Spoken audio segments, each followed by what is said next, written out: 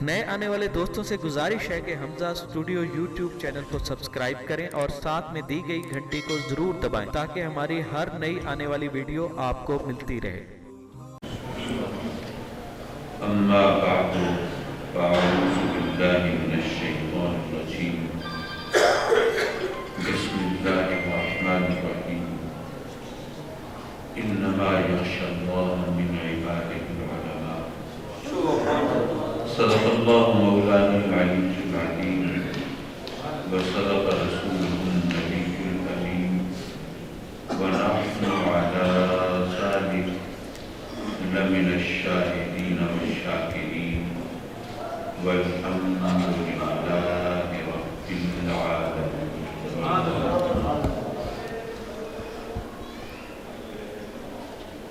حضرات محترم، آپ جانتے ہیں کہ اس وقت ہم حضرت علامہ مولانا حافظ قاری نور محمد صاحب فاروقی علیہ الرحمہ کے سالانہ فاتحہ کے حوالے سے حاصل ہیں، اور ان کے جیسے ابھی ان کے نتیجے ذکر کر رہے تھے کہ ان کے اپنے خاندان میں کم و بیش 150 افراد قرآن کے حافظ موجود ہیں، اور ان کے 3 صاحبزادے عزیزم حافظ محمد شعیب فاروقی، عزیزم حافظ محمد سہیل فاروقی اور عزیزم حافظ محمد زبیر فاروقی، وہ بھی یہاں موجود ہیں۔ گویا اس معلومات کی جو انہوں نے دی ہے اس پر مہر تصدیق سب کر رہے ہیں، اور ان کے داماد محترم مولانا حافظ محمد شفیق نورانی صاحب، جنہوں نے یہ مسجد کا انتظام انسلام سنبھالا ہوا ہے، اور الحمدللہ وہ اس کام کو آگے بڑھا رہے ہیں۔ یہ تمام چیزیں ایسی ہیں جو بتا رہی ہیں کہ حضرت علامہ مولانا حافظ قاری نور محمد فاروقی علیہ الرحمہ کے بارے میں جو کچھ کہا گیا ہے اس میں کوئی مبالغہ نہیں ہے، کوئی رنگ آمیزی نہیں ہے، کوئی بات کو بڑھا چڑھا کے بیان نہیں کیا گیا، بلکہ سب کچھ وہ ہے جو کہ حقیقت ہے، اور یقیناً رب کائنات نے ان کے لیے اپنے ہاں جو انعام و اکرام تیار کر رکھے ہوں گے وہ ہمارے تصور و گمان سے بالا تر۔ حضرات مکرم، مجھے بہت لمبی چوڑی گفتگو نہیں کرنی، اور ویسے بھی بسیار خوری اور بسیار گوئی، زیادہ بولنا اور زیادہ کھانا یہ بچوں کا شیوا ہے، اور ہماری عمر کو پہنچتے پہنچتے تو ویسے بھی احتیاط لازم ہوتی ہے۔ تو مجھے چند باتیں پیش کرنی ہے، اور ابھی ماشاءاللہ جو نامور نعت خوان حضرات تشریف فرما ہیں، آپ ان کی خوش گلوئی، خوش الہانی اور ان کے حسن انتخاب سے بھی لطف اندوز ہوں گے۔ عام طور پر دیکھا یہ گیا ہے کہ آج کل بہت سے لوگ جب ان کے سامنے ایسی محافل کا بلاوا پیش کیا جاتا ہے تو چونکہ آپ جانتے ہیں کہ بہت سے اگر مگر چون چرا سوال و جواب درمیان میں آ جاتے ہیں، تو لوگ کہتے ہیں کہ ہمیں تو پتہ نہیں چلتا، آپ لوگ بھی قرآن اور حدیث پڑھتے ہیں، دوسرے لوگ بھی قرآن اور حدیث پڑھتے ہیں، آپ کچھ اور مفہوم بیان کرتے ہیں، وہ کچھ اور مراد اس سے لیتے ہیں۔ اب وہ لوگ کہتے ہیں کہ سب تیجا، 10واں، 40واں برسی، فاتحہ، عرس، یہ اِیصال ثواب، یہ سب ناجائز ہے، یہ بیکار ہے، اس کا کوئی مقصد نہیں، یہ مولویوں کے کھانے پینے کے ڈھکوسلے ہیں اور بہانے ہیں، اور آپ پیش کرتے ہیں اور آپ کچھ اور بیان کرتے ہیں۔ اب بتائیے ہم کریں تو کیا کریں؟ اب مسئلہ یہ ہے کہ چونکہ ہم لوگ عربی زبان سے واقف نہیں، عربی کی نزاکتوں سے ہم آشنا نہیں، تو اس لیے قرآن اور حدیث کا لوگ من چاہا مفہوم بیان کر لیتے ہیں، اور یہ کوئی نئی بات نہیں ہے، یہ مرزائیت کا فتنہ بھی اسی کا شاخسانہ ہے۔ تو میں نے چاہا کہ میں ایک ذرا مختلف ذائقے سے مختلف انداز سے آپ کے سامنے بات کروں، شاید وہ بات آپ کی سمجھ میں آسانی سے آ جائے۔ قرآن حدیث عربی کی نزاکتوں کی وجہ سے آپ کے پلے اس طرح نہیں پڑتی، تو شاید اردو کی نزاکتیں اگر آپ سمجھ لیں تو بات پوری طرح ذہن نشین ہو جائے گی۔ میں اس وقت کوئی لنگوسٹکس پر، لسانیات پر لیکچر نہیں دے رہا، بلکہ صرف بات سمجھانے کے لیے توہین باندھ رہا ہوں۔ آپ جانتے ہیں کہ کوئی بھی بولی، کوئی بھی زبان ہے، آپ میں سرائکی بولنے والے ہوں گے، پنجابی بولنے والے ہوں گے، کچھ اردو بولنے والے بھی ہوں گے، ہر ایک کی بولی ہے۔ تو کوئی بھی بولی کوئی 50، 100، 1000، 2000 افراد 5-10 سال میں تو نہیں بنا سکتے۔ جب تک لاکھوں کروڑوں افراد صدیوں تک کوئی بولی نہ بولتے رہے تو کوئی زبان، کوئی بولی نکھر کر سنور کر سامنے نہیں آتی۔ اردو زبان بڑے صغیر میں مسلمانوں کی زبان ہے۔ اس کے بارے میں، اس کی ابتدا کے بارے میں یہ کہا جاتا ہے کہ جب مسلمانوں نے یہاں بڑے صغیر میں لشکر کشی کی تو ان کی فوج میں عربی، فارسی اور ترکی زبان بولنے والے لوگ تھے۔ جب یہاں فتوحات کا سلسلہ شروع ہوا اور یہاں بڑے صغیر میں وہ جو لوگ صدیوں سے کچلے جا رہے تھے، ذات پات کے چکر میں جن کو انسانیت کے مرتبے سے ہٹا دیا گیا تھا، جب ان کے سامنے اسلام کی تعلیمات آئیں تو اسلام کی حقانیت اور سچائی نے ان کو اپنی طرف کھینچا، کشش کی، اور وہ جوب اسلام کے دامن میں پناہ لینے لگے، اور پھر انہوں نے اسلامی لشکر کے اندر شمولیت بھی اختیار کی۔ اب یہاں پر جو مسلمان ہوئے ان کی زبان ہندی ہے، سنسکرت ہے یا مقامی زبانیں ہیں، اور جو باہر سے آئے ہیں وہ عربی، فارسی اور ترکی بولنے والے ہیں۔ اب جب وہ سپاہی آپس میں مل بیٹھتے تھے تو کمیونیکیشن کے لیے، رابطے کے لیے، کوئی کسی زبان کا لفظ، کوئی کسی زبان کا لفظ، کوئی کسی زبان کا لفظ بول دیتے تھے تاکہ کچھ بات دوسرے تک سمجھ میں آ جائے، کچھ رابطہ ہو سکے۔ تو رفتہ رفتہ یہ اردو زبان، جس کو لشکر، اردو کا مطلب ہے لشکر، تو یہ لشکری زبان تیار ہوئی، تمام زبانوں کا ایک مرغوبہ تیار ہو گیا، مکسچر تیار ہو گیا، جس کو اردو کہا گیا۔ یہ مسلمانوں کی زبان تھی، ان لوگوں کی زبان تھی جنہوں نے بڑے صغیر میں اسلام پھیلایا، ان کی زبان تھی جنہوں نے یہاں اسلام کی آبیاری کی، اسلام کی بنیاد رکھی۔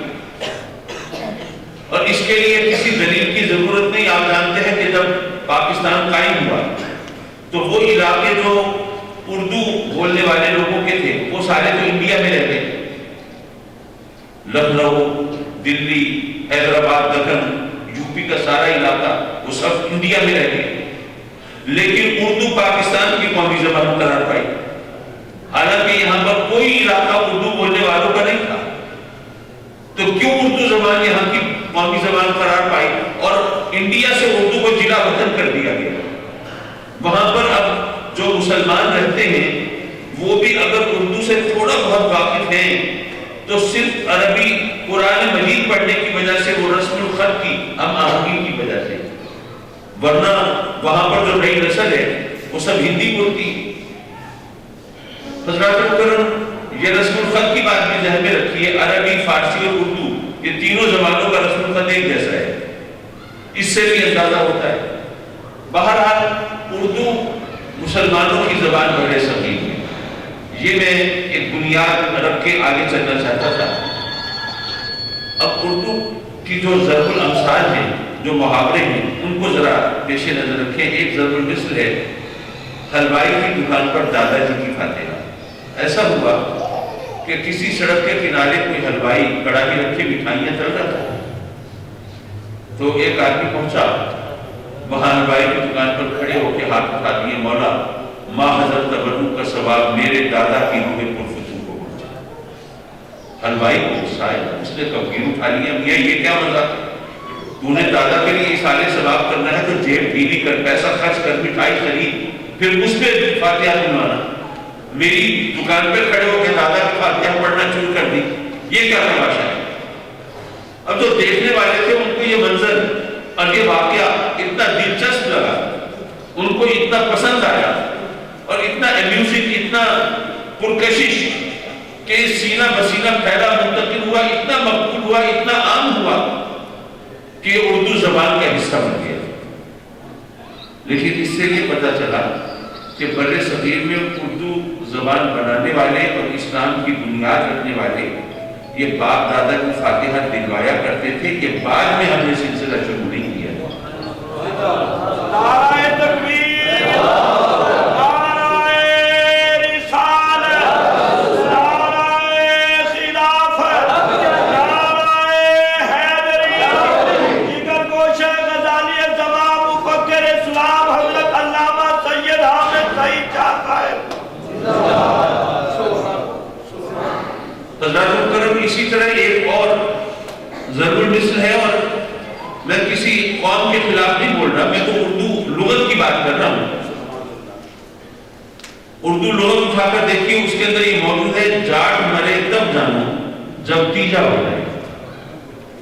وہ ایسا ہوا کہ جاٹ قوم کے کسی فرد کے بارے میں کسی نے افواہ اڑا دی کہ اس کا انتقال ہو گیا، دنیا سے رخصت ہو گیا۔ اب لوگ جو ہیں اس کے گھر جا رہے ہیں فاتحہ پڑھنے، تعزیت کرنے، ایثار ثواب کر رہے ہیں، لوگوں کے گلے مل کے آنسو بہا رہے ہیں، رو رہے ہیں، تسلی دے رہے ہیں، دلاسا دے رہے ہیں اور تیجے کی تیاری کر رہے ہیں۔ اب وہ سچ مچ تو مرا نہیں تھا، وہ تو افواہ نہیں تھی، تو اتنے میں وہ جہاں گیا تھا وہاں سے واپس آ گیا۔ اور لوگوں نے اسے دیکھا کہ جس کی ہم فاتحہ پڑھ چکے، غصہ دے چکے، تعزیتیں کر چکے، آنسو بہا چکے، تیجے کی تیاری ہو رہی ہے، یہ اسی طرح ہنستا مسکراتا چلا آ رہا ہے۔ تو کسی نے آوازہ کسا کہ جاٹ مرے تب جانو جب تیجا ہو جائے، تیجے سے پہلے کہیں سے بھی پلٹ کے واپس آ جاتا ہے۔ اب یہ بات بھی لوگوں کو اتنی پسند آئی، ان کو اتنی اچھی لگی اور وہ اتنی مقبول ہوئی اور سینہ بسینہ اس طرح منتقل ہوئی اور پھیلی کہ یہ اردو زبان کا حصہ بن گئی۔ لیکن اس سے پتہ چلا کہ تیجا وغیرہ کرانا یہ اسی وقت سے چلا آ رہا ہے، یہ ان لوگوں کا طریقہ ہے جنہوں نے بر صغیر میں اسلام کی بنیاد رکھی۔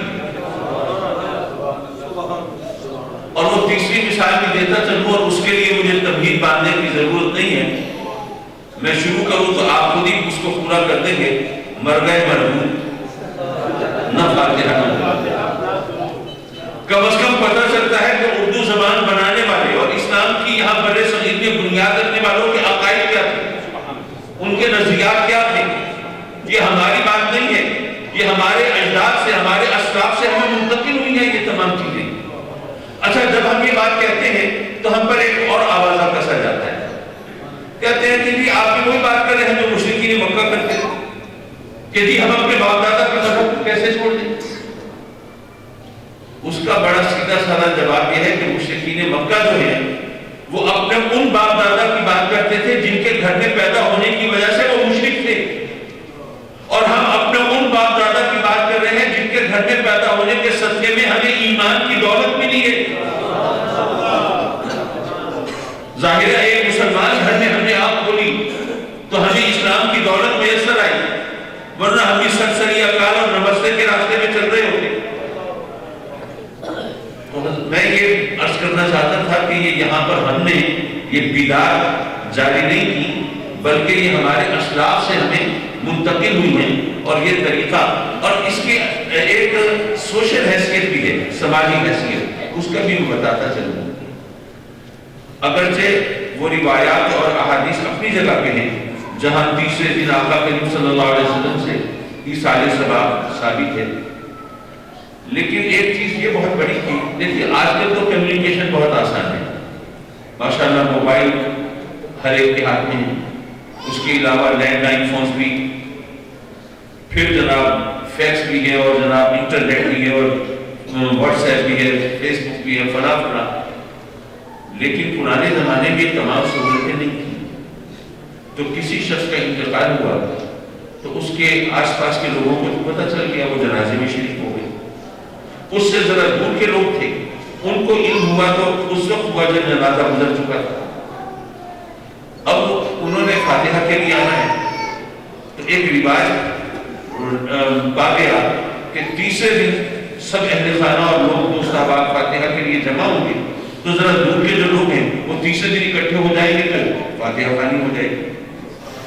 کچھ لوگ جو اس سے بھی ذرا دور کے تھے، جن کو اطلاع ملی تو تیجے کے بعد ملی، تو وہ 10ویں میں شامل ہو گئے، اور جن کو ان کے بعد اطلاع ملی وہ 40ویں میں شامل ہو گئے۔ تو ایک خیال یہ تھا کہ 40 دن تک تو ہر ایک کو پتہ چل ہی جاتا ہے، تو اس لیے اس سے آگے اگر ہوگا تو سالانہ فاتحہ وہ تو ہمارا ایک طریقہ ہوگا، وہ اپنی بات ہے، لیکن ایصال ثواب کے لیے یہ تمام چیزیں جو کی گئی تھی یہ اس لیے کہ ایسا نہ ہو کہ کسی دن پہنچے تو ظاہر ہے کہ ہر ایک کام کاج میں ہوتا ہے، فوتگی کے بعد یہ چند دن تو آدمی گھر بیٹھتا ہے لیکن اس کے بعد مسلسل تو نہیں بیٹھتا، تو اگر کچھ دن مقرر ہو جائیں تو آنے والوں کو، فاتحہ پڑھنے والوں کو، تعزیت کرنے والوں کو سہولت رہے گی۔ تو یہ ایک سماجی پوزیشن تھی، سماجی حیثیت تھی، اس کی وجہ سے یہ چیز جاری ہوئی۔ آپ کیجئے، یہ بات تو میں نے ایک مختلف زاویے سے عرض کرنی تھی وہ کر دی، لیکن بنیادی طور پر تو مجھے ذرا کچھ قرآن کی عظمت کے حوالے سے بات کرنی چاہیے تھی، اور جو حفاظ قرآن ہیں ان کی شان کے بارے میں مجھے کچھ کہنا چاہیے تھا۔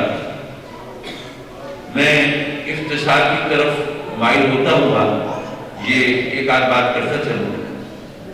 دیکھیے، جو بھی نبی رب کائنات نے اپنے بندوں کی ہدایت کے لیے سلسلہ نبوت و رسالت جاری فرمایا، اب اللہ کی طرف سے نبی آ رہے ہیں تو ایک عام آدمی کے پاس کیا کرائیٹیرین ہے، کیا معیار ہے، وہ کیسے پتہ چلے کہ یہ سچا نبی ہے، یہ جھوٹا نبی ہے؟ فاران کی چوٹیوں سے بھی صدا آ رہی ہے میں اللہ کا نبی، اور قادیان کے جنگلوں میں بھی کوئی بول رہا ہے میں بھی نبی۔ تو ہمیں علماء نے بتایا کہ جو اللہ کا بھیجا ہوا نبی ہے وہ معجزہ دکھاتا ہے، معجزہ نبی کی پہچان ہے، جھوٹا نبی کبھی معجزہ نہیں دکھا سکتا۔ معجزہ کسے کہتے ہیں؟ ویسے تو ہم بول چال میں معجزے کا لفظ استعمال کرتے ہیں، ہم اس کے مفہوم سے واقف ہیں، اور میں بھی شرعی اصطلاحات کی طرف جانے کی بجائے ایک مفہوم ہی اجاگر کرنا ہے تو اسی کی طرف جاتا ہوں کہ وہ چیز جس کی کوئی عقلی توجیہ پیش نہ کی جا سکے، کوئی سائنٹیفک ریزننگ نہ ہو، جس کے بارے میں کوئی پتہ نہ چلے کام ہو کیسے گیا تو ممکن نہیں تھا، تو یہ ہو گیا کمال ہے، یہ تو معجزہ ہو گیا۔ جیسے خدا نہ خواستہ کسی بہت بری طرح حادثے کا شکار گاڑی نظر آئے، دیکھ کے لگے کہ اس میں جو بھی بندہ تھا بچا نہیں ہوگا، لیکن پتہ چلا کہ 2 بندے سوار تھے، کسی کو خراش بھی نہیں آئی، تو آپ کہیں گے معجزہ ہو گیا۔ بارش برس رہی ہے، ایک کھیت پورا سیلاب ہو گیا، دوسرا پورا خشک رہا، لوگ کہیں گے کمال بھی معجزہ ہو گیا۔ کسی مکان کی چھت گر گئی، اس کے نیچے وہ کبھی ہیکل، وہ پہلوان جوان سو رہے تھے، وہ بیچارے تو لقمہ اجل بن گئے، اور ایک 4-6 دن کا بچہ نوزائیدہ وہ تھا، اس کو کچھ بھی نہیں ہوا، لوگ کہیں گے کمال معجزہ ہو گیا۔ یعنی وہ چیز جہاں عقل گھٹنے ٹیک دے، جہاں فہم و فراست ہار مان دے اور سوجھ بوجھ ہتھیار ڈال دے، وہ معجزہ ہوتی ہے۔ جو عقل کو عاجز کر دے وہ معجزہ ہے۔ تو نبی کی پہچان معجزہ ہے۔ وہ کیوں؟ وہ اس لیے کہ نبی پر ایمان لانا ہر ایک کے لیے ضروری ہے، چاہے عالم ہو چاہے جاہل ہو، چاہے ذہین جینیس بلا کا غضب کا عقل مند ہو یا کوئی کم فہم اور کن ذہن اور غبی ہو، ہر ایک کے لیے ضروری ہے نبی پر ایمان لانا۔ تو جب نبی پر ایمان لانا ہر ایک کے لیے ضروری ہے تو نبی کی پہچان ایسی ہونی چاہیے کہ جس میں ہر ایک برابر ہو، کوئی عالم ہو یا جاہل فرق نہ پڑتا ہو، کوئی بڑا ذہین ہو یا کم فہم ہو فرق نہ پڑتا ہو۔ بظاہر یہ بات عجیب لگتی ہے کہ کیسے ممکن ہے کہ عالم اور جاہل کسی چیز کے سامنے برابر ہو جائیں، یا چلیے ذہین اور کم فہم اور غبی کن ذہن برابر ہو جائیں، تو وہ معجزہ ہے۔ معجزہ نہ عالم کی عقل میں آتا ہے نہ جاہل کی عقل میں آتا ہے، اس کے سامنے دونوں برابر ہیں۔ نہ وہ انتہائی ذہین اور جینیس کی عقل میں آتا ہے، نہ کن ذہن اور غبی کی عقل میں آتا ہے، اس کے سامنے سب برابر ہیں۔ اور یہاں پر یہ بھی سمجھ لیجیے کہ نبی کی پہچان معجزے سے ہوتی ہے۔ پہچانیں گے تو کلمہ پڑھیں گے، پہچانیں گے تو ایمان لائیں گے، پہچانیں گے تو نبوت کو تسلیم کریں گے، پہچانیں گے تو ان کے احکامات کو مانیں گے۔ گویا پہچان پہلا مرحلہ ہے۔ پہچان پہلا قدم ہے، پہچان پہلا زینہ ہے، پہچان ابتدا ہے، اور نبی کی پہچان معجزے سے ہوتی ہے۔ پتہ یہ چلا نبوت کی ابتدا معجزے سے ہوتی ہے، اور معجزہ وہ ہے جہاں عقل عاجز ہو جائے، تو نبوت کی ابتدا وہاں سے ہوتی ہے جہاں عقل انسانی کی انتہا ہوتی ہے۔ تو ایسے میں نبی کو کبھی اپنی عقل کے ترازو میں نہیں تولنا چاہیے اور اپنی عقل کے پیمانے سے نہیں ناپنا چاہیے۔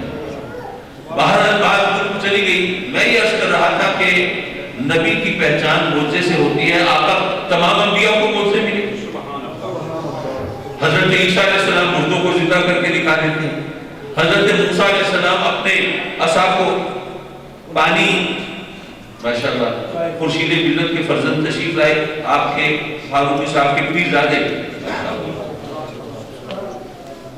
نعرہ تکبیر، نعرہ رسالت، نعرہ خلافت، نعرہ حیدری، مشائخ اہل سنت، جگر گوش غزالی زمان حضرت قبلہ سید حامد سید شاہ صاحب کاظمی، جگر گوش خورشید ملت حضرت قبلہ غلام جیلانی صاحب۔ تو حضرت مکرم میں یہ عرض کر رہا تھا کہ حضرت موسیٰ علیہ السلام نے اپنا عصا مبارک پتھر پہ مارا، پانی کے 12 چشمے نکل گئے۔ حضرت سلیمان علیہ السلام کا تخت ہوا کے دوش پر محو سفر۔ حضرت داؤد علیہ السلام لوہے کو ہاتھ میں لے کے اس کو موم کی طرح، اسے گرم کرنے کی ضرورت نہیں، کوٹنے پیٹنے کی حاجت نہیں، موم کی طرح نرم ہے ان کے ہاتھ میں، اور جو چاہے شکل دے دے لوہے کو۔ یہ معجزے تھے، اور بھی بے شمار معجزے آپ جانتے ہیں۔ آقا کریم صلی اللہ علیہ وسلم کو بھی بے شمار معجزے ملے۔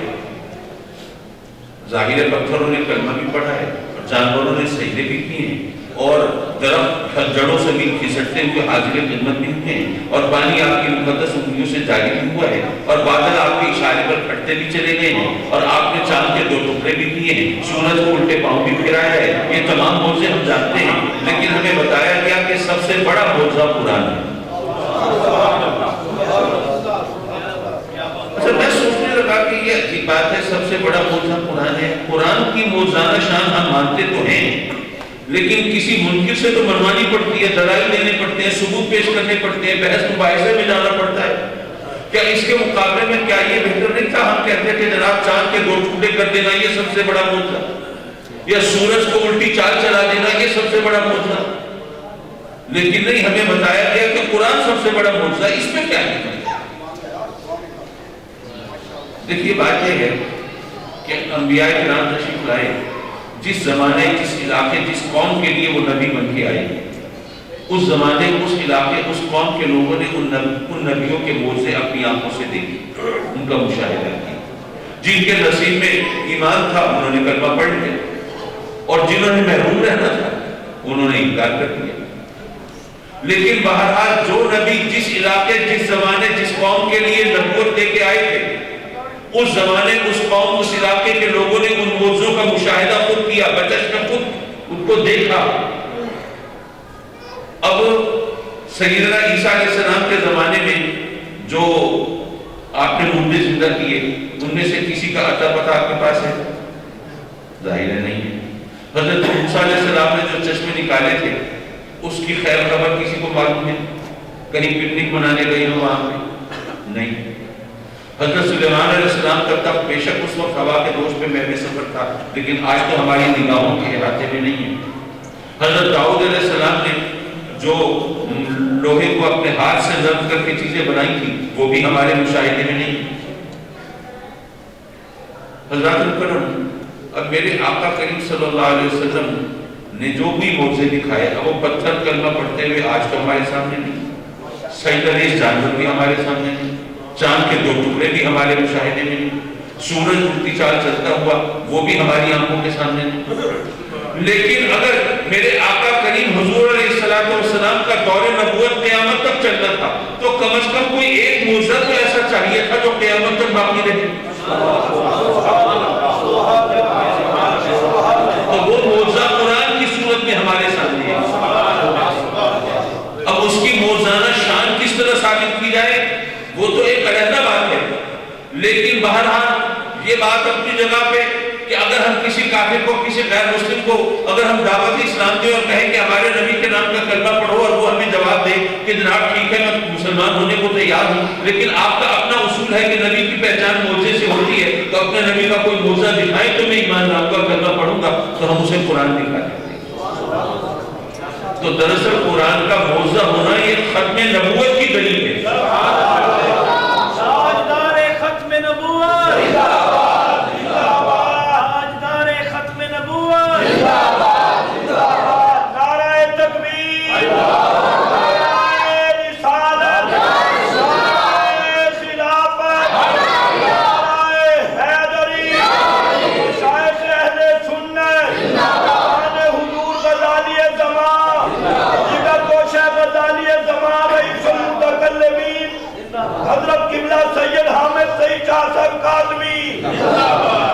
میں قرآن کے معجزہ ہونے کے حوالے سے ایک آدھ دلیل جو عام طور پر علماء کے حقے میں نہیں دی جاتی وہ ذرا پیش کرتا چلوں، تاکہ کیونکہ جو علماء کے حقے میں دی جاتی ہے وہ تو علماء آپ کے سامنے بیان کریں گے اور انشاءاللہ آپ اس سے مستفید ہوں گے، لیکن چونکہ یہ بات ذرا مختلف ہے اس لیے عرض کرتا چلوں۔ کچھ ینگسٹرز، کچھ نوجوان آئے میرے پاس، کہنے لگے کہ حضرت صاحب یہ قرآن کو ہم معجزہ مانتے ہیں، مسلمان ہیں، لیکن کسی سے منوانا پڑے تو کیسے منوائیں گے؟ وہ اس لیے کہ ہم کہتے ہیں کہ قرآن کی فصاحت و بلاغت ایسی کہ مشرکین مکہ وہ اس وقت کے بڑے بڑے ادیب اور شاعر جن کو اپنی زبان دانی پر اور فصیح اللسان ہونے پر، قابل کلام ہونے پر ناز تھا، انہوں نے ہتھیار ڈال دی اور ہار مان لی اور کہا کہ جی اس کی مثال لانا تو ممکن نہیں ہے، یہ کسی بشر کا کلام نہیں۔ تو اگر کوئی کتاب اس لیے اللہ کا کلام ہے کہ اس کی نظیر اور مثال لانا ممکن نہیں، تو انگریزی زبان میں کہتے ہیں شیکسپیئر کے ورک کا کی مثال لانا بھی ممکن نہیں۔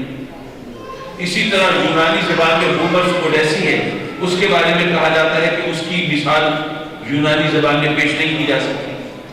اسی طرح آپ جانتے ہیں کہ مثنوی مولانا روم کو فارسی زبان کا قرآن کہا جاتا ہے کہ اس کی مثال وہاں پر ممکن نہیں۔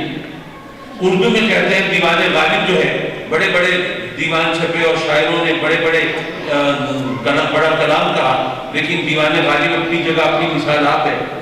تو کیا ان بنیادوں پر یہ شیکسپیئر کے ڈراموں کو، ہومرز اوڈیسی کو اور دیوان غالب کو اور مثنوی مولانا روم کو کیا منزل من اللہ مانا جا سکتا ہے؟ اگر نہیں مانا جا سکتا تو اس بنیاد پر قرآن کو اللہ کا کلام ماننا یہ کس حد تک جسٹیفائی ہے؟ اس کا جواز کیسے پیش کیا جا سکتا ہے؟ حضرات مکرم، میں نے ان کو کہا کہ دیکھیے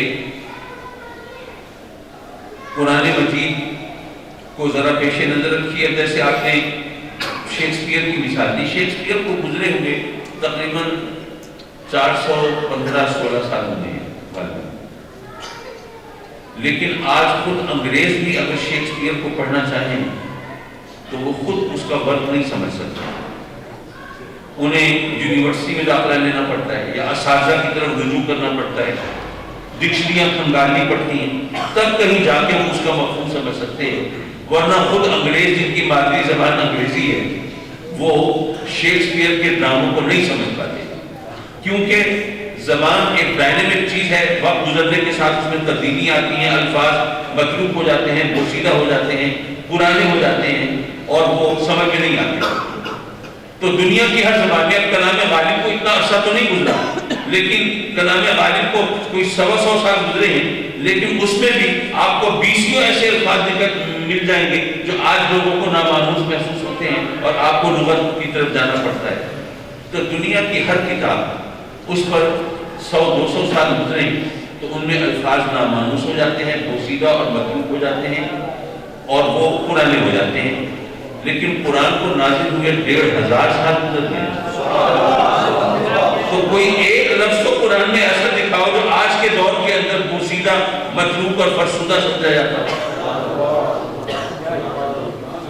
اس کے علاوہ ایک اور بات بھی سمجھ لیجیے، آپ میں جو سرائکی بولنے والے ہیں ان سے اب ماشاءاللہ خورشید ملت فرزند تشریف لائے، تو یہ ریاست بہاولپور کی جو سرائکی ہے وہ اور بی جی خان کی سرائکی کیا ایک جیسی ہے؟ فرق ہے۔ اور آگے اگر چلے جائیں ماشاءاللہ جھنگ کی جناتی سرائکی، اس کا اور زیادہ فرق ہو جاتا ہے. پھر ڈی آئی خان کی سرائکی میں اور فرق پڑ جاتا ہے.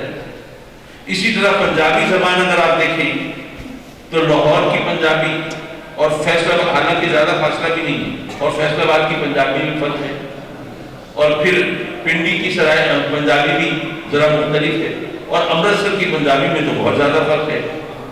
اگر آپ اردو بولنے والے ہیں تو لکھنؤ کی اردو اور ہے، دلی کی اردو اور ہے، حیدرآباد تک کی اردو بہت مختلف ہے، اور پنجاب کی اردو میں بھی. اسی طرح اگر آپ انگریزی زبان کے طالب علم ہیں تو امریکن انگلش اور ہے، برٹش انگلش اور ہے، اور on the other side of the globe, زمین کے دوسرے حصے میں آسٹریلیا اور نیوزی لینڈ کی انگلش، اس کا بڑا فرق ہے. تو دنیا کی ہر زبان اس پہ 100-200 میل گزرتے ہیں تو زبان کا مزاج بدل جاتا ہے. جو لفظ یہاں کسی انداز سے سمجھا جاتا ہے وہاں کسی اور انداز سے سمجھا جاتا ہے. یہاں کسی لہجے میں بولا جاتا ہے، دوسرا کسی اور لہجے میں بولا جاتا ہے، اس کا مفہوم بدل جاتا ہے. لیکن آپ اس وسیع و عریض علاقے کا تصور کر سکتے ہیں جہاں پر قرآن عربی زبان بولی جاتی ہے. پورے افریقہ کے اندر عربی زبان بولی جاتی ہے. عربی زبان جن ممالک میں بولی جاتی ہے ان کے درمیان ہزاروں میل کی مسافت ہے. لیکن قرآن کا کوئی ایسا ایک لفظ ایسا دکھا دیجیے جو ایک علاقے میں کسی اور انداز سے سمجھا جاتا ہو اور دوسرے علاقے میں کسی اور انداز سے سمجھا جاتا ہو. تو وہ کتاب جس پر صدیاں اثر انداز نہ ہو سکتی اور جس پر ہزاروں میل کی مسافت اثر انداز نہ ہو سکتی، وہ پھر اللہ کا کلام ہی ہو سکتی ہے، اللہ کی کتاب ہی ہو سکتی ہے، وہ انسان کا کلام نہیں ہو سکتا.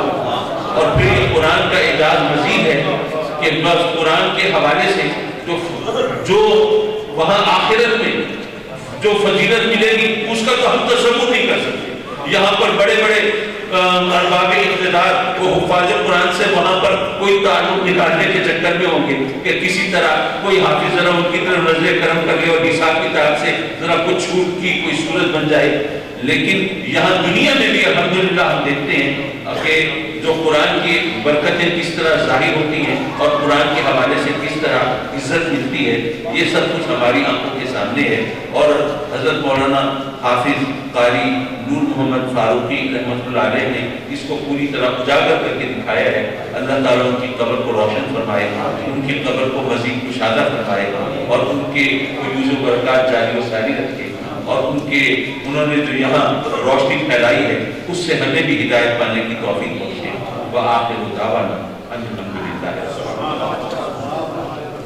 یہ محفل جاری ہے.